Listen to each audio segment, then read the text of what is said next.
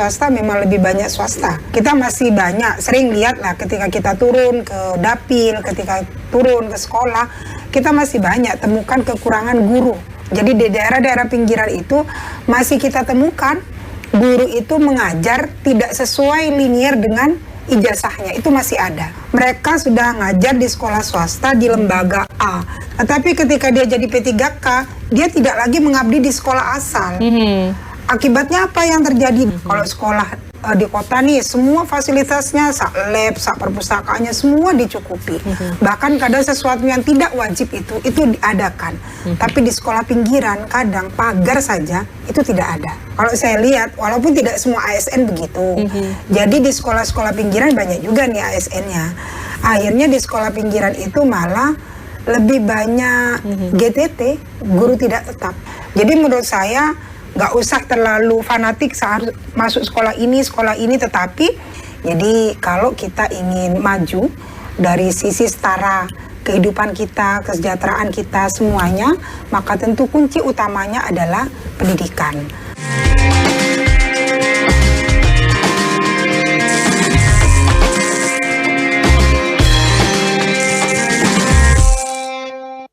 Assalamualaikum dulur-dulur Jawa Timur, bagaimana kabarnya? Senang sekali saya Karin Sem dapat kembali berjumpa dalam Jatim Channel Podcast DPRD Provinsi Jawa Timur. Nah, tentunya ini program yang dimana kita membahas secara santai tentang program-program pemerintah khususnya yang ada di Jawa Timur yang pastinya bertujuan untuk memajukan dan mensejahterakan rakyat Jawa Timur. Nah, hari ini kita akan membahas mengenai layanan pendidikan berkualitas melalui mapping dan pemenuhan tenaga pendidikan. Tentunya saya tidak sendiri, telah hadir sosok yang luar biasa, di mana ini merupakan sosok yang berasal dari Dapil 4, yakni Banyuwangi, Situbondo, Bondowoso, dan saat ini beliau merupakan anggota Komisi E DPRD Provinsi Jawa Timur dari fraksi P3 PSI. Dan langsung saja kita sapa, Assalamualaikum Ibu Haja Senie SAG.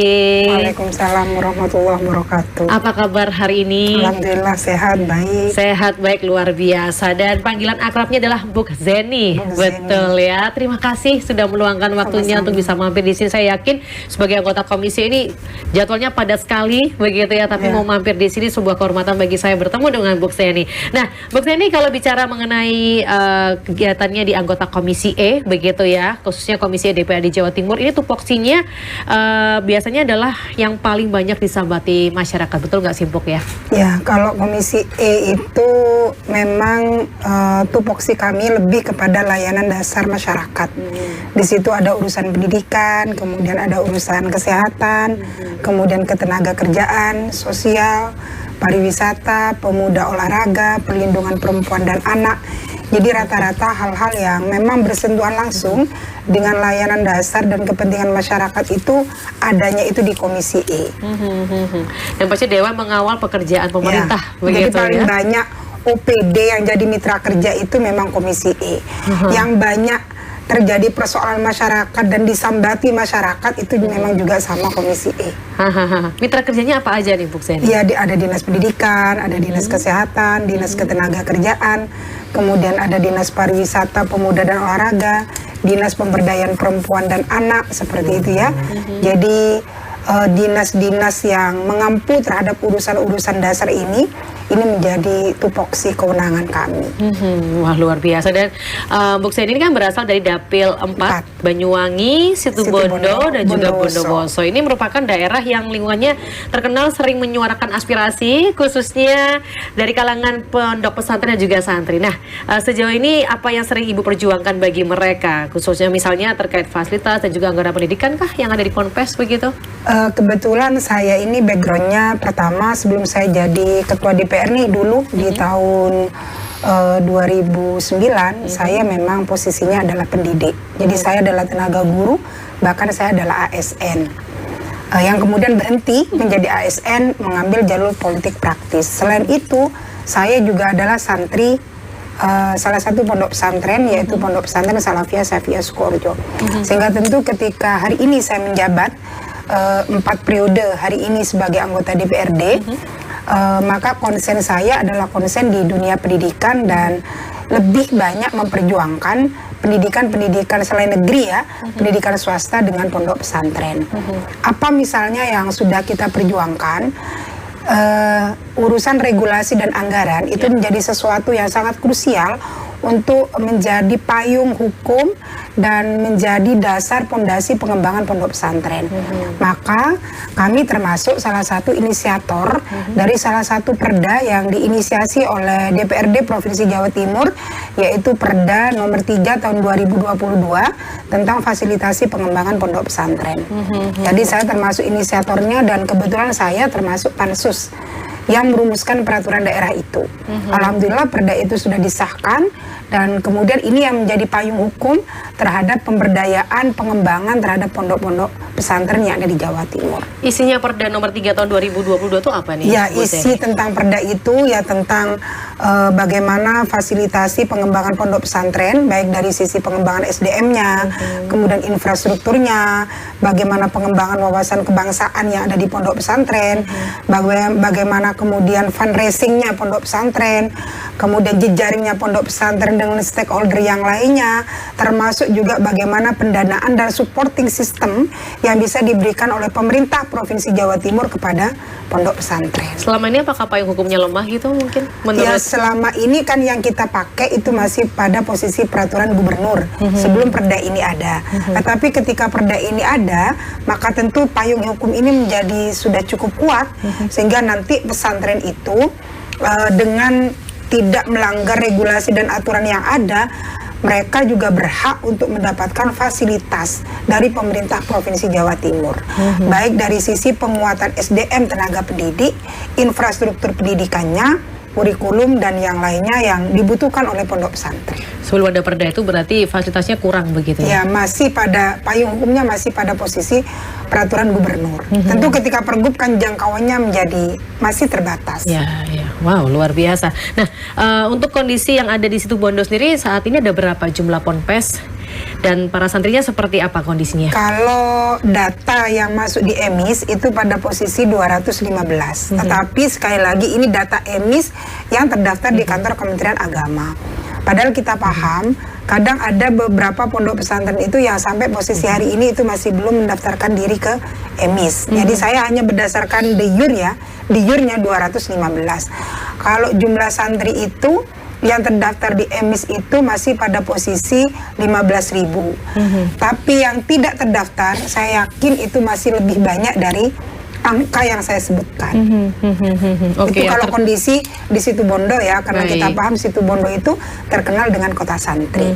Jadi lebih banyak pondok pesantren. Hampir semua kecamatan, hampir semua desa itu ada pondok pesantren. Yang terdaftar 15.000 begitu ya? Di EMIS. Di EMIS. Nah, bagaimana kondisi layanan pendidikannya? Apakah sudah berkualitaskah? Dan juga tidak hanya yang pondok pesantren, sekolah swastanya juga seperti apa pandangan dari atau pantauan dari Bu Seni? Kalau bicara akumulatif jumlah dulu ya. Jadi kalau kita lihat akumulasi jumlah lembaga pendidikan negeri dengan swasta, memang lebih banyak swasta daripada negeri. Maka tentu ketika jumlahnya lebih banyak, karena pendidikan swasta, pondok pesantren, mereka berdiri di atas kaki sendiri, mereka menginisiasi sendiri lembaga pendidikan, dan pemerintah daerah ataupun provinsi kan sifatnya mensupport, tidak menanggung secara keseluruhan, beda dengan pendidikan negeri. Maka tentu ketika bicara kualitas infrastruktur dan yang lainnya, tentu kalau kita bandingkan sih memang masih banyak hal yang perlu kita berikan sentuhan dan perhatian terhadap pondok pesantren dan lembaga pendidikan swasta. Berarti masih sangat kurang, bisa dikatakan demikian? Ya. Wow. Kami melihat masih kurang dari perhatian yang diberikan oleh pemerintah. Karena memang kewajiban pemerintah itu kan yang sangat wajib ini, fardu ain adalah pendidikan negeri. Tetapi bukan berarti kemudian pendidikan swasta ini ditinggalkan. Oke, dan sesuai tema kita hari ini kan layanan pendidikan yang berkualitas melalui mapping dan juga pemenuhan tenaga pendidikan. Nah, untuk kondisi yang ada di Situ Bondo sendiri berarti untuk pemenuhan tenaga pendidikannya sendiri masih sangat minim begitu? Ya, berdasarkan mapping yang dilakukan. Bukan hanya Situ Bondo ya, karena kami itu DPRD Provinsi Jawa Timur kan juga mengamati berbagai perkembangan pendidikan se-Jawa Timur. Sejak adanya Undang-Undang Sisdiknas, pendidikan SMA SMK itu ditarik ke Provinsi Jawa Timur, kemudian Dikdas SD SMP itu menjadi kewenangan kabupaten, maka jarak jangkauan antara SMA dengan SMK nih hari ini kan lebih jauh daripada beberapa tahun yang lalu. Maka tentu hal ini juga berpengaruh terhadap kualitas layanan infrastruktur termasuk juga pemenuhan tenaga pendidik. Kita masih banyak sering lihat lah ketika kita turun ke dapil, ketika turun ke sekolah, kita masih banyak temukan kekurangan guru di fak-fak tertentu seperti itu ya. Nah, sehingga ini mungkin yang perlu di mapping ke depan seperti itu, jadi sekolah-sekolah dengan rasio rombongan belajar yang cukup besar, maka tentu kebutuhan gurunya juga harus dipenuhi secara baik. Utamanya ini di daerah-daerah pinggiran. Jadi di daerah-daerah pinggiran itu masih kita temukan guru itu mengajar tidak sesuai linear dengan ijazahnya, itu masih ada. Tapi tidak banyak, tapi masih ada. Karena keterbatasan itu ya? Artinya ke depan ini kan menjadi PR dari pemerintah Provinsi Jawa Timur, utamanya ketika kita bicara SMA dan SMK yang menjadi kewenangan kami. Jadi mapping kebutuhan guru sesuai dengan spesifikasi pendidikan dan keahliannya ini penting untuk dilakukan sehingga terjadi pemerataan kualitas pendidikan. Jadi bukan hanya yang di kota nih atau sekolah-sekolah favorit nih yang kemudian posisinya upgrade kapasitas gurunya itu tercukupi dengan baik. Jadi lebih-lebih di daerah pinggiran yang mereka memang membutuhkan layanan pendidikan dan mereka rata-rata yang sekolah ke sana itu adalah anak-anak tidak mampu, mereka juga punya hak yang sama untuk itu.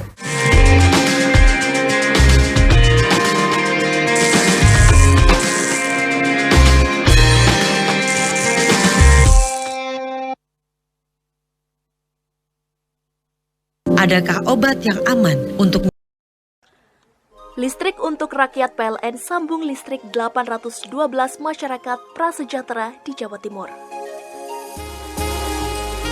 PLN hadir untuk rakyat, listriki Dusun Bandialit, Meru Betiri.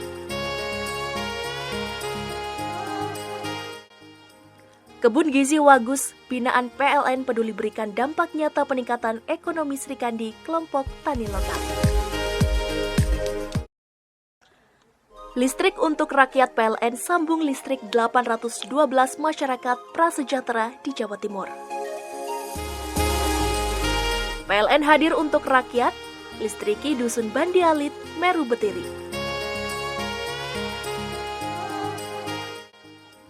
Kebun Gizi Wagus, binaan PLN peduli berikan dampak nyata peningkatan ekonomi Srikandi, kelompok tani lokal. Listrik untuk rakyat PLN sambung listrik 812 masyarakat prasejahtera di Jawa Timur. PLN hadir untuk rakyat, listriki Dusun Bandialit, Meru Betiri.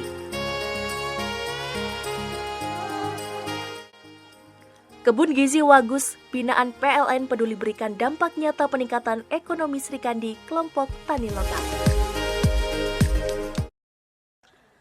Listrik untuk rakyat PLN sambung listrik 812 masyarakat prasejahtera di Jawa Timur. PLN hadir untuk rakyat, listriki Dusun Bandialit, Meru Betiri. Kebun Gizi Wagus, binaan PLN peduli berikan dampak nyata peningkatan ekonomi Srikandi, kelompok tani lokal. Listrik untuk rakyat PLN sambung listrik 812 masyarakat prasejahtera di Jawa Timur. PLN hadir untuk rakyat, listriki Dusun Bandialit, Meru Betiri.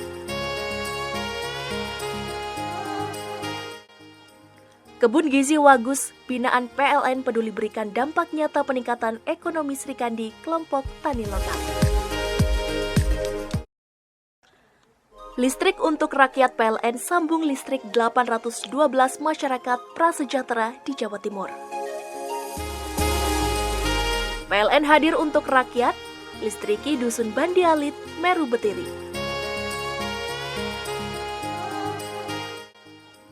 Kebun Gizi Wagus, binaan PLN peduli berikan dampak nyata peningkatan ekonomi Srikandi, kelompok tani lokal. Listrik untuk rakyat PLN sambung listrik 812 masyarakat prasejahtera di Jawa Timur. PLN hadir untuk rakyat, listriki Dusun Bandialit, Meru Betiri. Kebun Gizi Wagus, binaan PLN peduli berikan dampak nyata peningkatan ekonomi Srikandi kelompok tani lokal. Listrik untuk rakyat PLN sambung listrik 812 masyarakat prasejahtera di Jawa Timur. PLN hadir untuk rakyat, listriki Dusun Bandialit, Meru Betiri.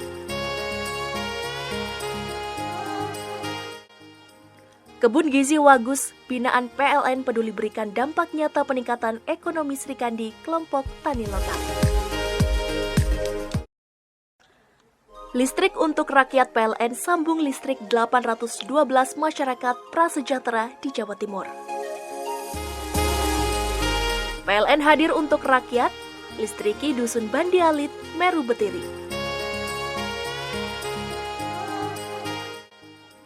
Kebun Gizi Wagus, binaan PLN peduli berikan dampak nyata peningkatan ekonomi Srikandi kelompok tani lokal. Listrik untuk rakyat PLN sambung listrik 812 masyarakat prasejahtera di Jawa Timur. PLN hadir untuk rakyat, listriki Dusun Bandialit, Meru Betiri.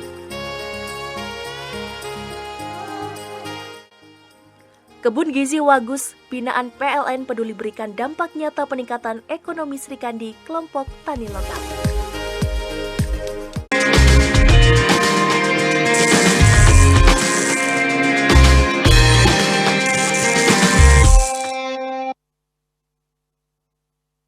Sebetulnya apa sih yang membuat jarak yang terlalu jauh menurut pantauan dari Mbok Zeni ini?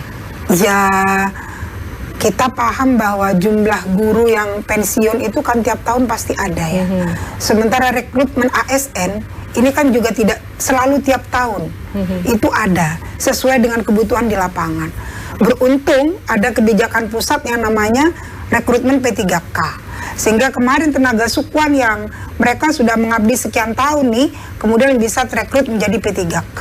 Jadi itu adalah bagian dari solusi alternatif.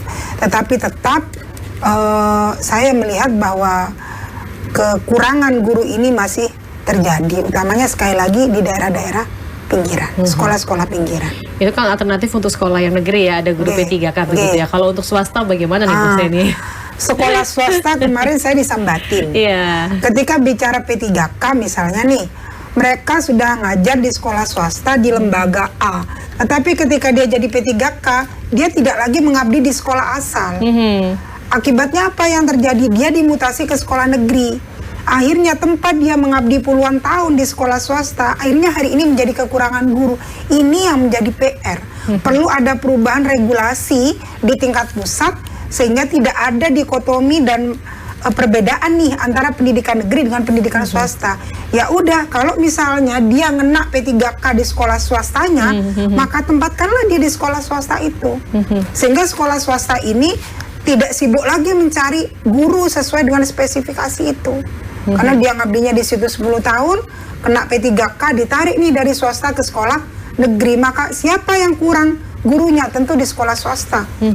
Itu yang kemudian terjadi kekurangan guru. Itu yang menjadi sambatan hari ini sekolah swasta kepada kami. Apa nggak ada rekrutmen Bu di sekolah swasta untuk kan yang diambil nih dari sekolah swasta pindah ke negeri nih, begitu? Apa nggak ada rekrutmen dari sekolah swasta itu? Kalau urusan rekrutmen sih iya, tapi kan akhirnya dia harus ngajarin lagi nih. Karena menjadi tenaga pendidik itu bukan hanya urusan dia punya spesifikasi keilmuan, tapi pengalaman kerja itu kan juga menjadi salah satu acuan kenyamanan dia ketika mengajar. Akhirnya kan dia jadi rekrut guru baru lagi nih. Sementara yang sudah pengalaman, yang sudah senior itu akhirnya dipindah. Tadi ada dikatakan oleh Mbok Zeni bahwa ada regulasi guru P3K gitu ya. Tempatkan di swasta. Perubahan itu. Ditempatkan di swasta gitu. Ya udah, di mana dia direkrut P3K-nya misalnya ya. Ada kebutuhan nih misalnya guru kimia. Ternyata dia ini ngajarnya di sekolah swasta, ya udah tempatkan aja di situ. Jangan Bisa ya? ditarik ke sekolah negeri. Harusnya ada regulasi seperti itu ya? Seperti Harusnya. itu. Tapi sekarang hari belum ini ada. kan belum ada seperti itu. Sehingga sekolah swasta hari ini mohon maaf. Ya. Ya bahasanya kan jadi korban ya. Jadi korban kebijakan itu.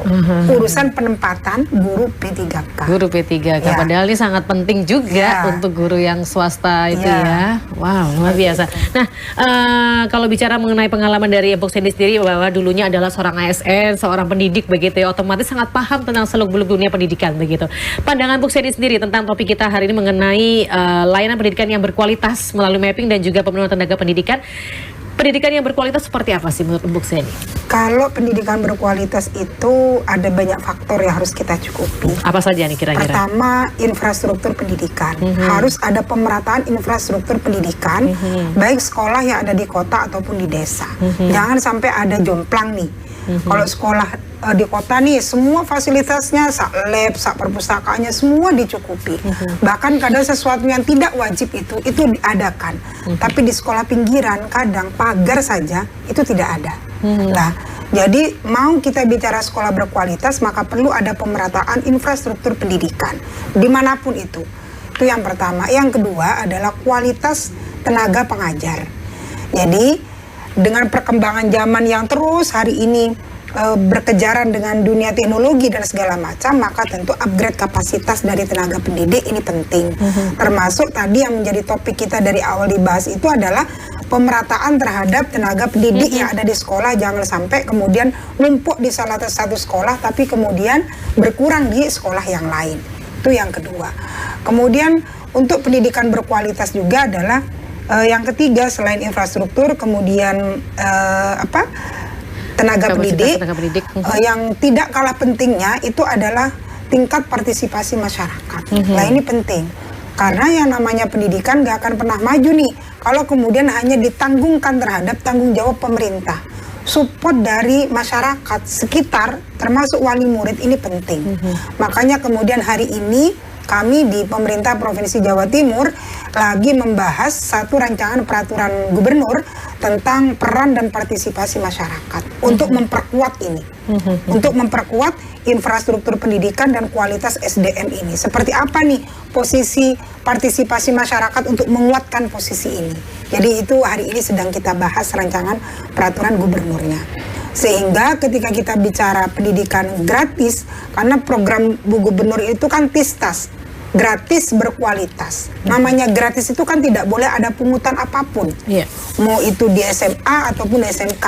Kalau yang diampu kami, kalau yang diampu pemerintah daerah itu kan SD sama SMP. Tapi kadang kan anggaran dari pemerintah provinsi ini kan juga amat sangat terbatas untuk itu.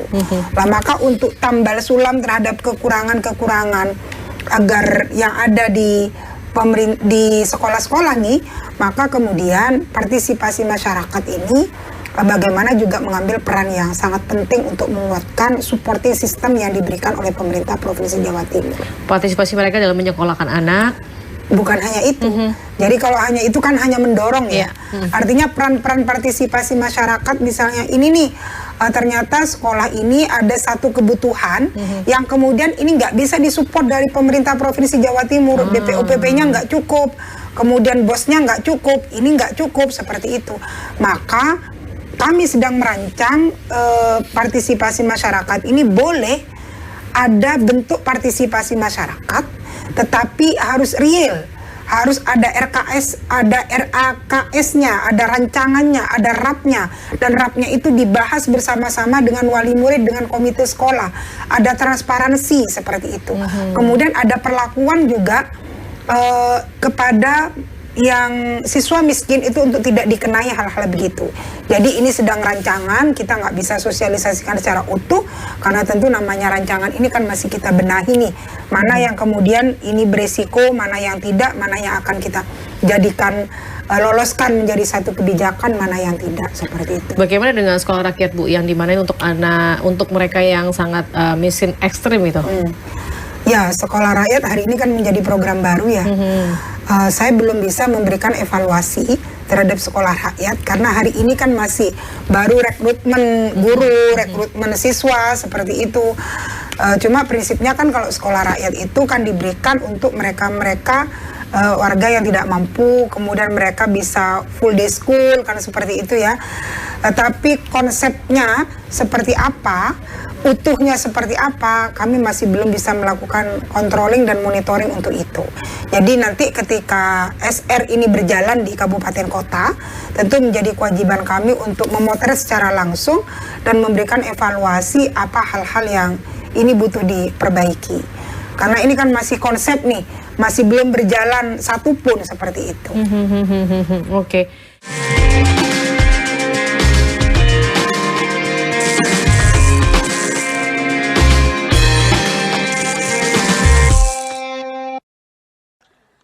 Listrik untuk rakyat PLN sambung listrik 812 masyarakat prasejahtera di Jawa Timur.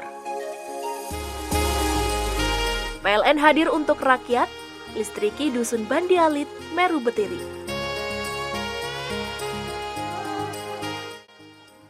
Kebun Gizi Wagus, binaan PLN peduli berikan dampak nyata peningkatan ekonomi Srikandi kelompok tani lokal. Listrik untuk rakyat PLN sambung listrik 812 masyarakat prasejahtera di Jawa Timur. PLN hadir untuk rakyat, listriki Dusun Bandi Alit, Meru Betiri. Kebun Gizi Wagus, binaan PLN peduli berikan dampak nyata peningkatan ekonomi Srikandi kelompok tani lokal. Listrik untuk rakyat PLN sambung listrik 812 masyarakat prasejahtera di Jawa Timur. PLN hadir untuk rakyat, listriki Dusun Bandi Alit, Meru Betiri.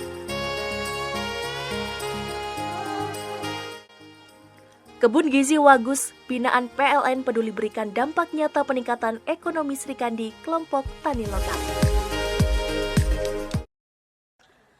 Listrik untuk rakyat PLN sambung listrik 812 masyarakat prasejahtera di Jawa Timur. PLN hadir untuk rakyat, listriki Dusun Bandi Alit, Meru Betiri.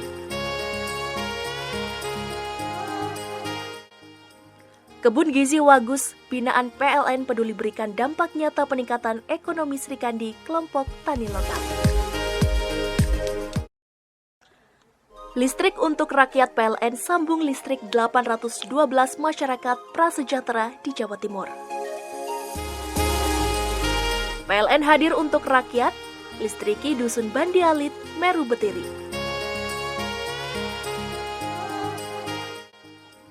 Kebun Gizi Wagus, binaan PLN peduli berikan dampak nyata peningkatan ekonomi Srikandi kelompok tani lokal.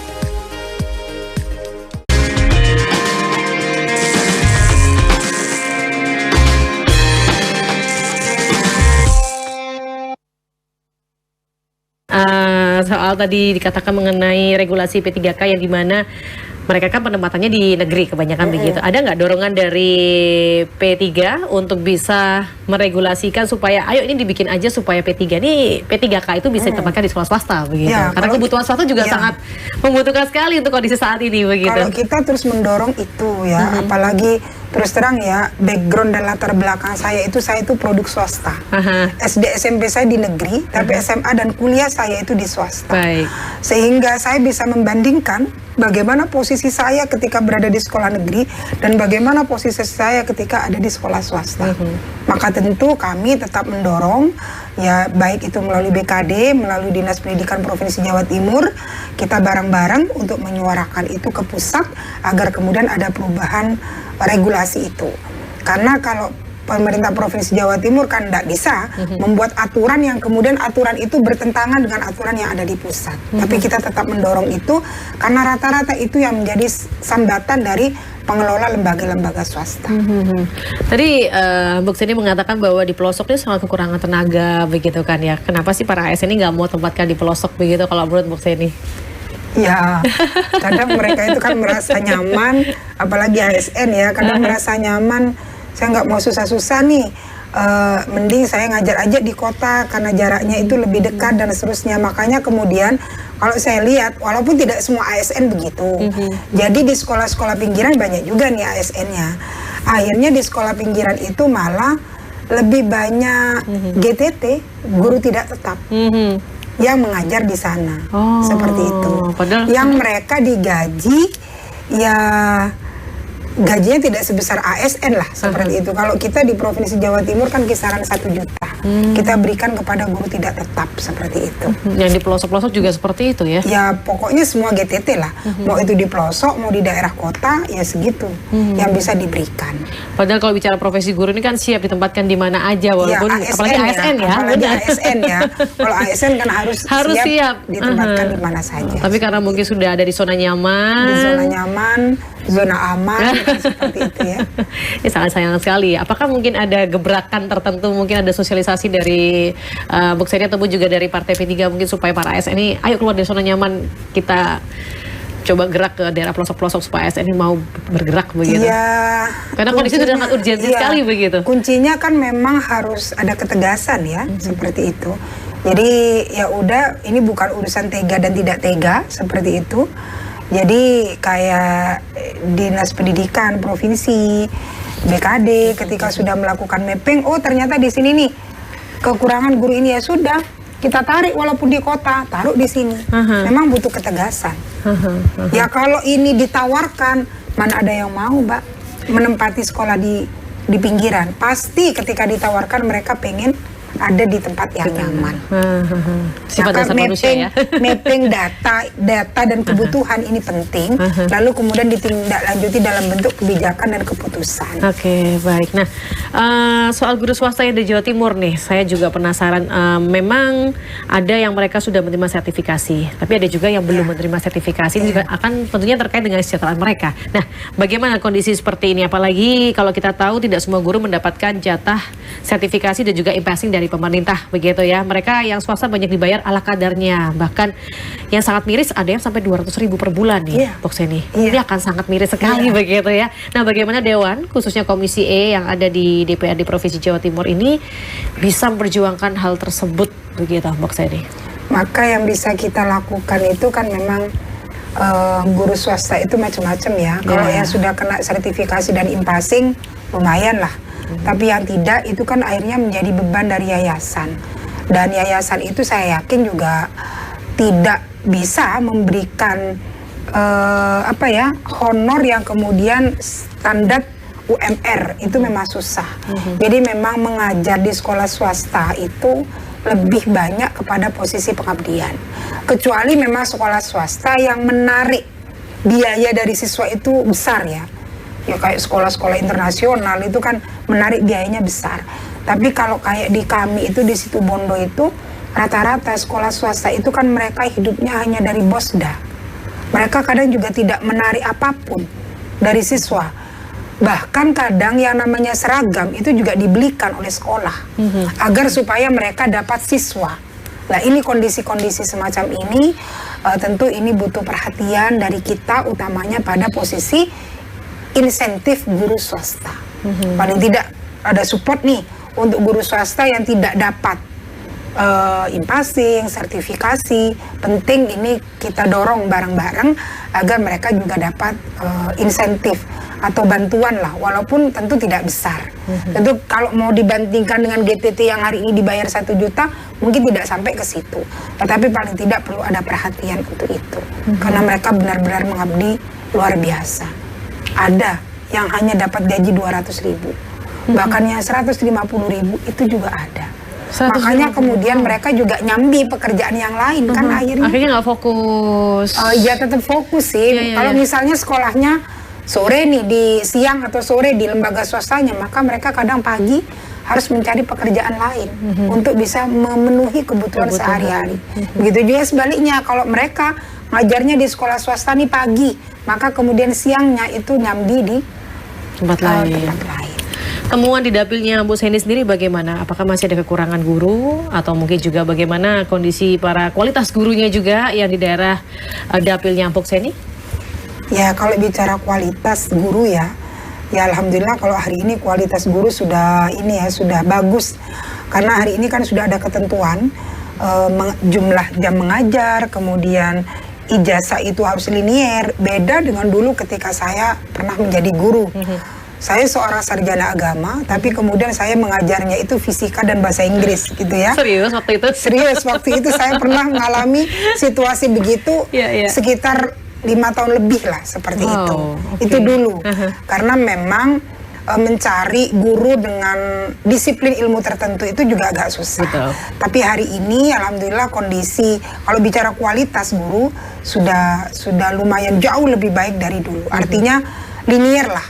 Jadi dia lulusan ini ngajarnya ini. Itu hari ini sudah ditemukan begitu. Mengenai kualitas ya. Kalau Tapi tentang kualitas, kekurangannya ini tentang pemappingannya mereka. Mapping ini yang perlu dibenahi. Mapping ini yang perlu dibenahi sama infrastruktur, sarana dan prasarana. Wow, itu penting sekali ya.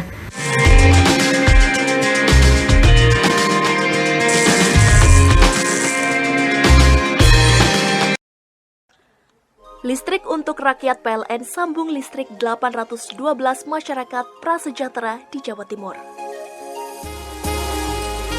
PLN hadir untuk rakyat, listriki Dusun Bandi Alit, Meru Betiri.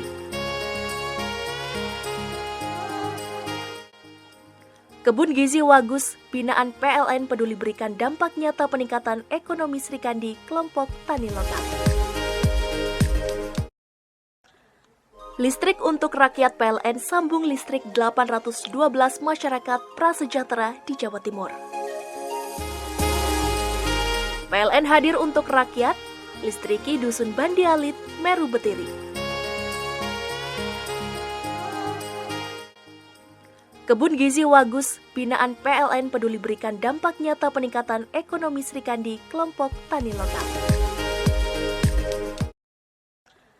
Listrik untuk rakyat PLN sambung listrik 812 masyarakat prasejahtera di Jawa Timur. PLN hadir untuk rakyat, listriki Dusun Bandi Alit, Meru Betiri.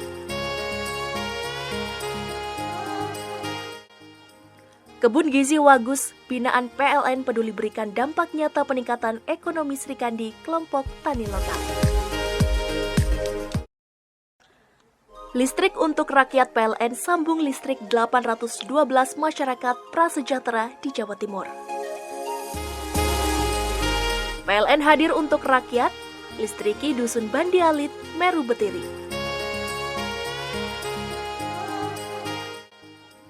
Kebun Gizi Wagus, binaan PLN peduli berikan dampak nyata peningkatan ekonomi Srikandi, kelompok tani lokal. Listrik untuk rakyat PLN sambung listrik 812 masyarakat prasejahtera di Jawa Timur. PLN hadir untuk rakyat, listriki Dusun Bandi Alit, Meru Betiri.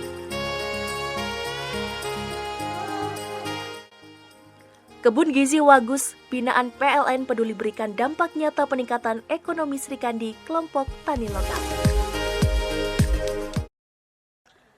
Listrik untuk rakyat PLN sambung listrik 812 masyarakat prasejahtera di Jawa Timur. PLN hadir untuk rakyat, listriki Dusun Bandi Alit, Meru Betiri.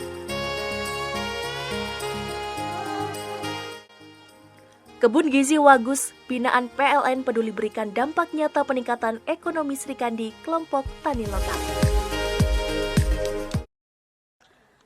Listrik untuk rakyat PLN sambung listrik 812 masyarakat prasejahtera di Jawa Timur. PLN hadir untuk rakyat, listriki Dusun Bandi Alit, Meru Betiri.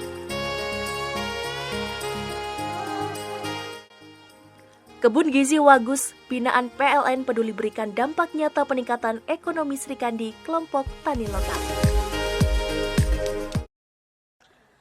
Listrik untuk rakyat PLN sambung listrik 812 masyarakat prasejahtera di Jawa Timur. PLN hadir untuk rakyat, listriki Dusun Bandi Alit, Meru Betiri.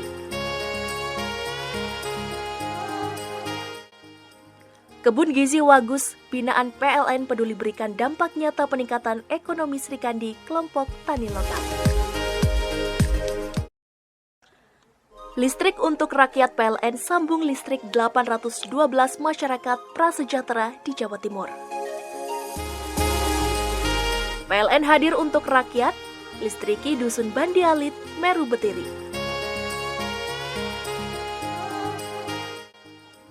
Kebun Gizi Wagus, binaan PLN peduli berikan dampak nyata peningkatan ekonomi Srikandi kelompok tani lokal. Listrik untuk rakyat PLN sambung listrik 812 masyarakat prasejahtera di Jawa Timur. PLN hadir untuk rakyat, listriki Dusun Bandialit, Meru Betiri. Kebun Gizi Wagus, binaan PLN peduli berikan dampak nyata peningkatan ekonomi Srikandi kelompok tani lokal.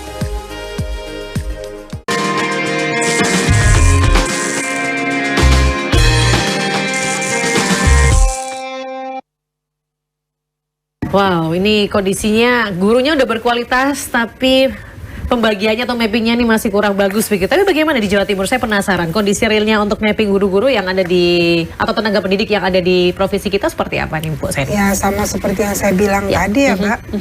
Jadi insya Allah kalau di daerah-daerah kota tidak terlalu ada masalah. Ya. Yang perlu kita potret itu adalah sekolah-sekolah yang ada di pinggiran. Makanya saya itu ketika misalnya ada giat di dapil nih, saya itu sangat respect ketika saya diundang sekolah-sekolah pinggiran dan sekolah-sekolah swasta. Karena mereka itu sangat rindu didatangi oleh wakil rakyat, para pejabat pemerintah. Untuk apa? Agar pejabat pemerintah dan wakil rakyat itu bisa memotret secara langsung apa yang menjadi kebutuhan mereka. Jadi memang sebenarnya potret kita itu harus lebih banyak di sekolah-sekolah pinggiran. Oke. Nah, ini kan kita lagi masa-masa SPMB, penerima siswa baru begitu ya. Mereka pasti mencari sekolah dan sebagainya begitu. Nah, bagaimana nih? Ada aturan baru dalam sistem penerimaan murid baru atau SPMB ini? Ya. Bagaimana waktu ini? Memang ada aturan baru soal kalau dulu itu istilahnya PBDB ya. Ini saya buka ininya dulu ya. Boleh. Juknisnya. Jadi kalau dulu itu namanya PPDB, hari ini namanya itu adalah SPMB, Sistem Penerimaan Murid Baru. Jadi ini cuma beda istilah, tapi yang membedakan itu adalah prosentasenya. Karena di situ kan ada jalur domisili, ada jalur afirmasi, ada jalur prestasi, ada jalur mutasi. Mau berangkat dari jalur manapun, ini tetap sistemnya adalah zonasi. Walaupun hari ini istilah zonasi itu diganti dengan rayon atau kewilayahan, tetapi tetap sistemnya seperti itu. Artinya memang ketika kita lihat real di lapangan, ya biasa kadang ada keluhan lah dari wali murid, dari murid. Saya nih sudah punya prestasi begini nih, saya sudah pengennya masuk di sekolah ini, kenapa saya tidak bisa? Hanya karena urusan zonasi. Lah, kondisi-kondisi itu memang kadang ada keluhan. Tapi ketika kemudian kita loss sebagaimana masa lalu seperti itu, maka tentu semua masyarakat itu akan numpuk di sekolah tertentu. Misalnya nih kalau kayak di Situbondo, itu sekolah favoritnya misalnya SMA 1, SMA 2 misal. Tapi saya tidak katakan sekolah lain tidak favorit, tetapi rata-rata wali murid dan siswa itu pengennya masuk di dua sekolah ini. Kalau tidak dengan model zonasi seperti yang kita lakukan, maka semua orang seantero Situbondo akan numpuk ada di situ. Tapi dengan adanya sistem zonasi atau kewilayahan ini, paling tidak ini ada dipilah. Jadi misalnya 30% ini dari sistem domisili, jadi mereka yang jarak tempuhnya radiusnya sekian kilo, maka dia bisa masuk di situ. Kemudian ada yang 30% nih jalur prestasi misalnya, maka dia bisa masuk di situ. Ada yang afirmasi. Afirmasi ini misalnya kayak masyarakat miskin, kemudian mereka yang disabilitas seperti itu. Jadi hal-hal begitu masih bisa difasilitasi dengan baik. Tapi tentu bicara sempurna, kita terus lakukan evaluasi untuk perbaikan. Kondisi sekarang nih para wali murid kan lagi pusing untuk ya seperti yang disampaikan oleh Bu Seni ini kan, saya ini prestasinya sudah begini tapi kok nggak masuk bla bla bla dan sebagainya begitu. Ada tips nggak sih buat para wali murid yang tengah menyaksikan mungkin? Ya kalau saya seperti ini, Jadi kisah anak sukses itu Aha. tidak melulu itu terlahir dari sekolah-sekolah favorit, gitu ya. Jadi kita tidak perlu terlalu fanatik dengan kelas sekolah yang akan menjadi tempat mendidik anak-anak kita. Karena orang yang sukses itu kan tidak tergantung dari sekolahnya. Anak yang sukses itu tergantung dari niatnya sendiri, anak itu sendiri, girohnya, semangatnya, intelektualitasnya, kemampuannya, karakternya, kepribadiannya, termasuk support dari orang tua. Ya banyak juga mereka yang sekolah di sekolah-sekolah favorit, tapi ternyata kemudian dia tidak sesuai dengan ekspektasi yang diinginkan oleh orang tua, seperti itu. Jadi menurut saya nggak usah terlalu fanatik saat masuk sekolah ini, tetapi yang terpenting adalah bagaimana kita mendorong, memberikan layanan terbaik kepada anak-anak didik kita, sehingga anak-anak kita tidak putus sekolah, bisa mengenyam pendidikan dengan nyaman, karena toh sesungguhnya tugas guru itu kan hanya di sekolah. Selebihnya peran orang tua ini yang sangat penting. Gitu. Saya bukan alumni sekolah favorit. Saya alumni pondok pesantren, saya alumni sekolah swasta. Anak saya pun, walaupun menjadi anak anggota DPRD, sekolahnya juga di sekolah swasta. Tidak saya sekolahkan di sekolah negeri, dan tidak saya sekolahkan di sekolah favorit. Alhamdulillah hari ini juga bisa melanjutkan profesi seperti saya menjadi anggota DPRD Kabupaten. Luar biasa. Jadi tidak, ini ya sebagai penyemangat, sehingga tidak down, tidak nangis ketika anaknya itu tidak bisa di sekolah favorit. Jadi orang tua juga jangan panik, masuk akal aja, begitu ya, supaya nanti bisa tugas fokus. kita kan hanya ikhtiar ya. Betul. Ya guru itu tugasnya mendampingi. Kalau hari ini kan guru itu sebagai fasilitator, mendampingi. Maka peran orang tua untuk menghantarkan anak sukses itu juga jauh lebih penting dari kualitas sekolah di mana dia disekolahkan. Oke, semangat buat para orang tua yang mencari sekolah buat anak-anaknya begitu ya di tahun ajaran baru ini.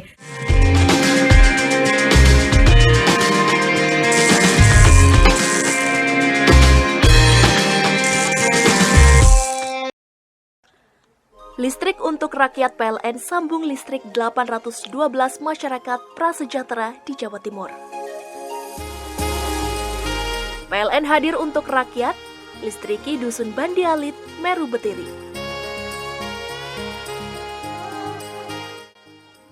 Kebun Gizi Wagus, binaan PLN peduli berikan dampak nyata peningkatan ekonomi Srikandi, kelompok tani lokal.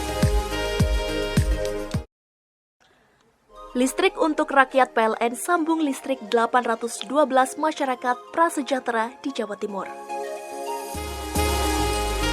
PLN hadir untuk rakyat, listriki Dusun Bandi Alit, Meru Betiri.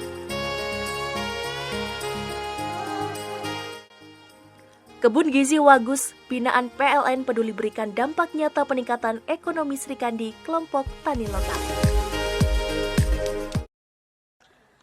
Listrik untuk rakyat PLN sambung listrik 812 masyarakat prasejahtera di Jawa Timur. PLN hadir untuk rakyat, listriki Dusun Bandi Alit, Meru Betiri.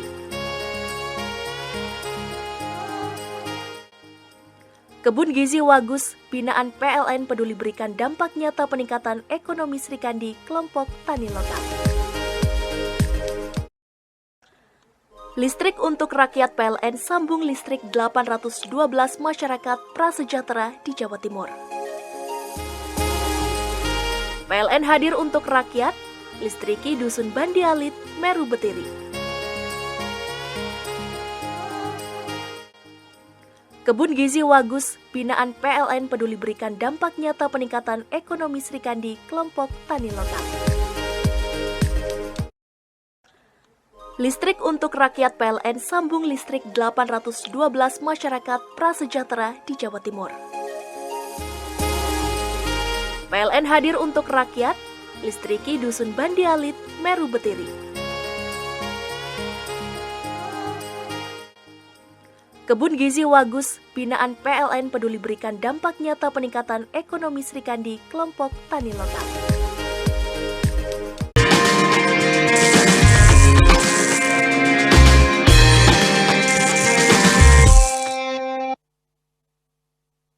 bicara mengenai ganti rezim, otomatis ganti kurikulum lagi nih.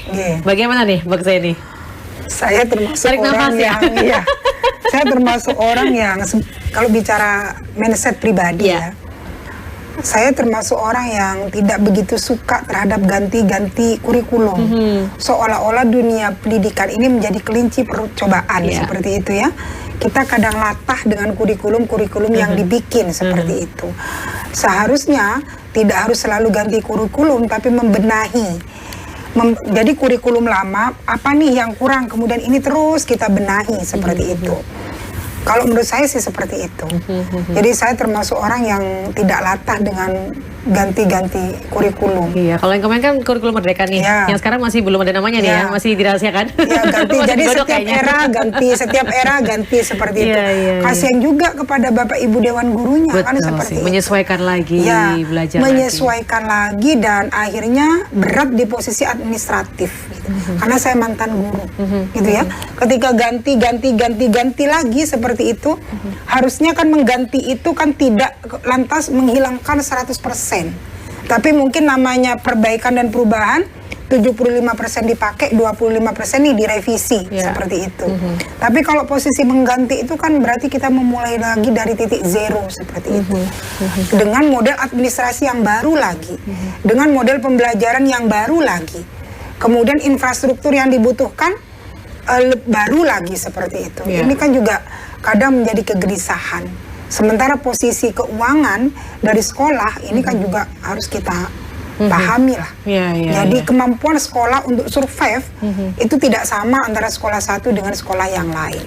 Mungkin kalau kayak sekolah favorit itu nggak ada persoalan. Tapi kalau sekolah-sekolah yang tadi saya bilang kondisi gurunya juga masih kekurangan, infrastrukturnya masih kurang, dan yang lain-lain itu masih minus itu, tentu dengan ganti-ganti seperti ini kan juga posisinya berat seperti itu. Ini bagaimana juga kalau ini kan dari sisi pendidik ya, bagaimana dari sisi wali murid dan juga murid nih untuk menghadapi kurikulum yang berganti-ganti Ya gini? sama lah, saya pikir posisinya sama ya. Kalau ke wali murid mungkin nggak terlalu kerasa ya, karena mereka wali murid itu hanya ya nyiapkan sangunya, kan seperti itu, supporting system.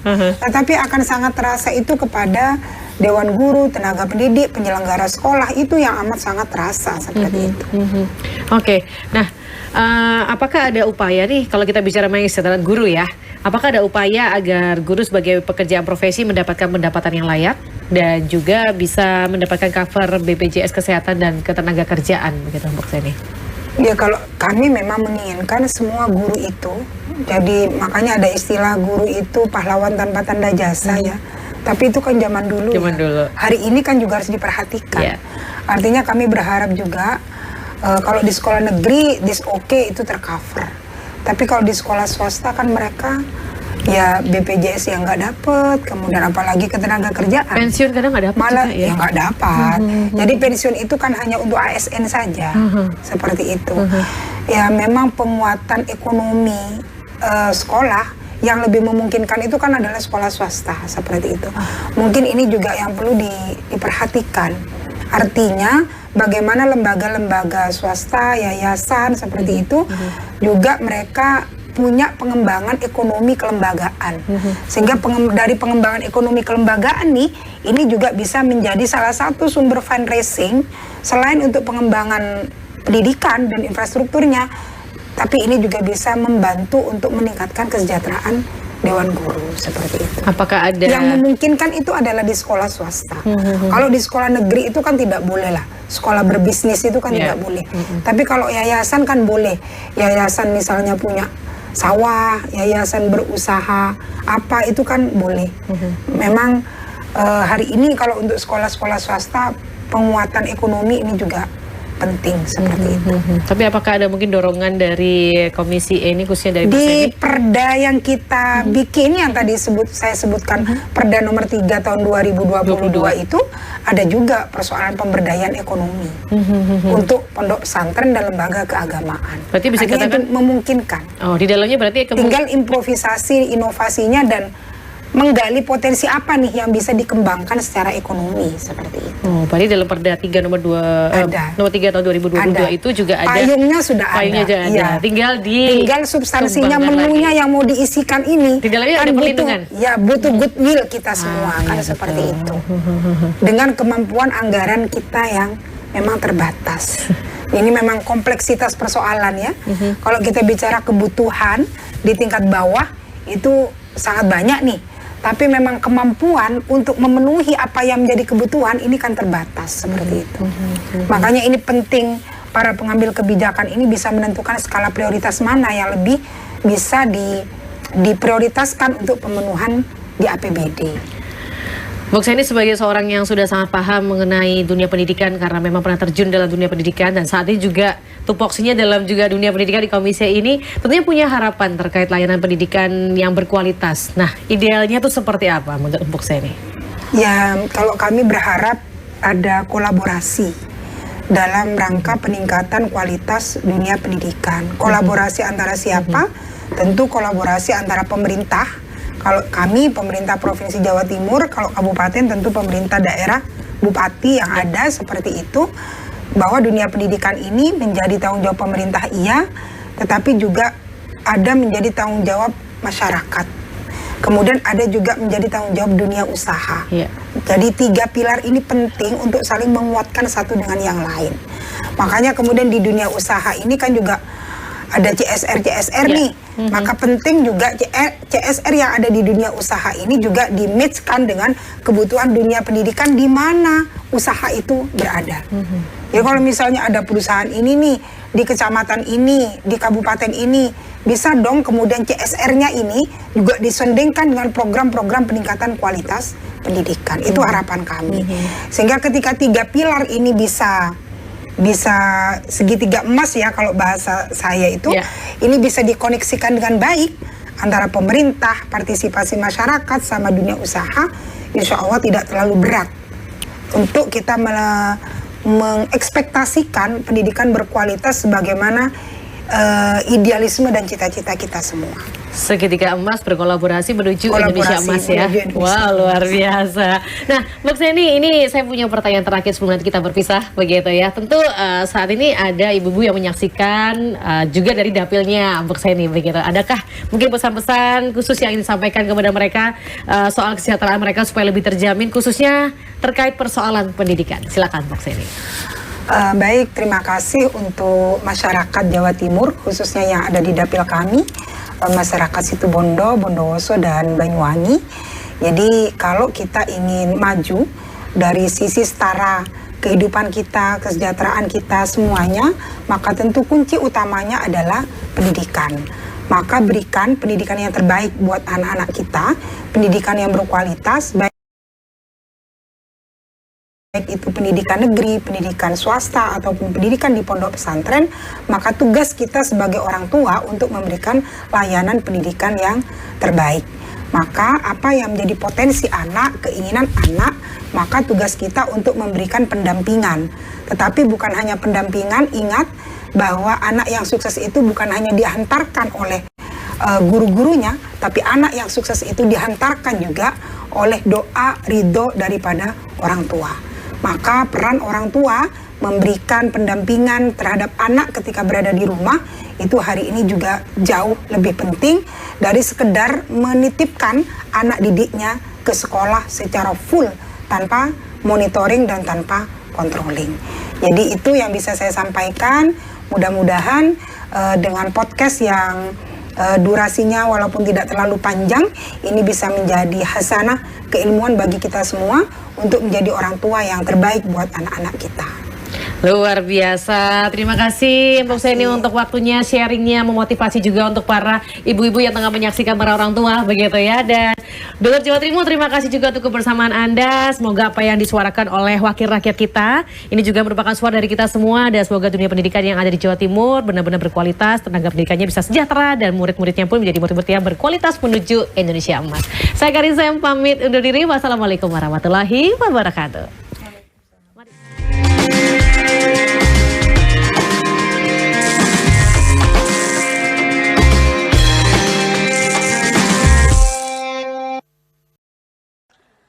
Listrik untuk rakyat PLN sambung listrik 812 masyarakat prasejahtera di Jawa Timur. PLN hadir untuk rakyat, listriki Dusun Bandi Alit, Meru Betiri.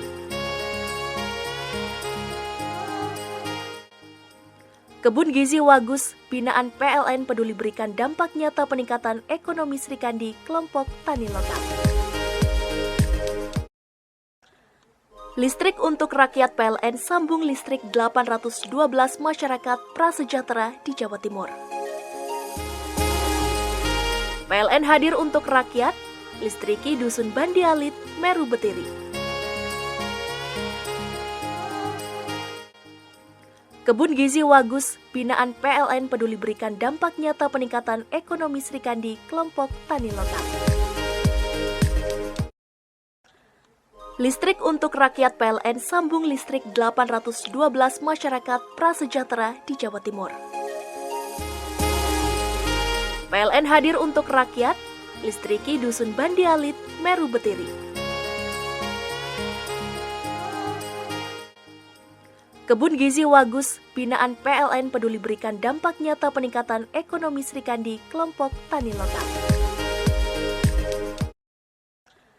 Listrik untuk rakyat PLN sambung listrik 812 masyarakat prasejahtera di Jawa Timur. PLN hadir untuk rakyat, listriki Dusun Bandi Alit, Meru Betiri.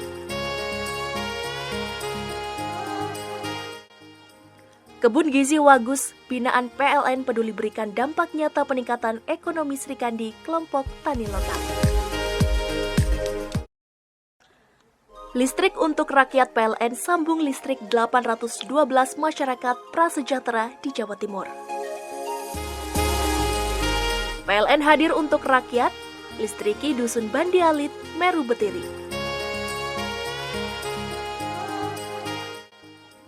Kebun Gizi Wagus, binaan PLN peduli berikan dampak nyata peningkatan ekonomi Srikandi, kelompok tani lokal.